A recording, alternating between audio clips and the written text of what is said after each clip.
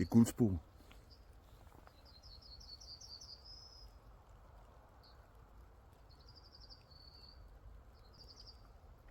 Guldsporen, den er nem at huske. Den tæller til 7. 1, 2, 3, 4, 5, 6, 7. Eller 1, 2, 3, 4, 5, 6, 7. Eller noget. Den kan også ligesom musvitten, som jeg havde i den sidste video, variere lidt i sangen. Meget smuk at se også.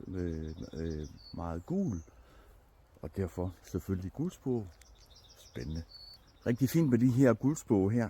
Jeg kan jo lige nævne, at da jeg i mine unge dage kiggede på fugle, og det startede jeg med tilbage i starten af 1980'erne, det hedder med lang tid siden, jamen der var jeg også med til, der bidrog jeg faktisk til lidt forskning.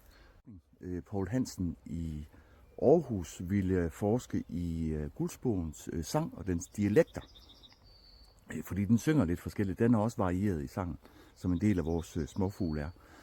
Så han opfordrede folk til at tage ud med deres kassettebåndoptager. Det var sådan noget, vi brugte dengang. Det er også længe siden. Til at tage ud med det og så optage guldspor, hvor man nu stødte på dem, og så indrapportere det. Sende kassettebåndet op til Aarhus til ham via et postvæsen, som faktisk virkede. Og så ville han kunne han så kortlægge simpelthen de her dialekter.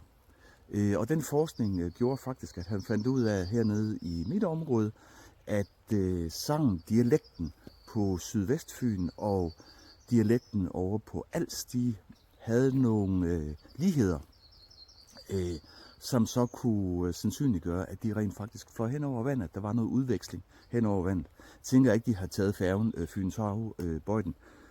Så de har simpelthen krydset vandet der, og det er ellers ikke noget guldspor, de sådan gerne vil.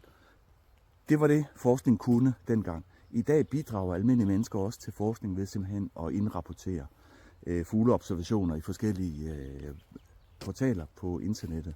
Så vi kan godt som almindelige mennesker, uden et eller andet højere biologisk uddannelse, bidrage til forskning.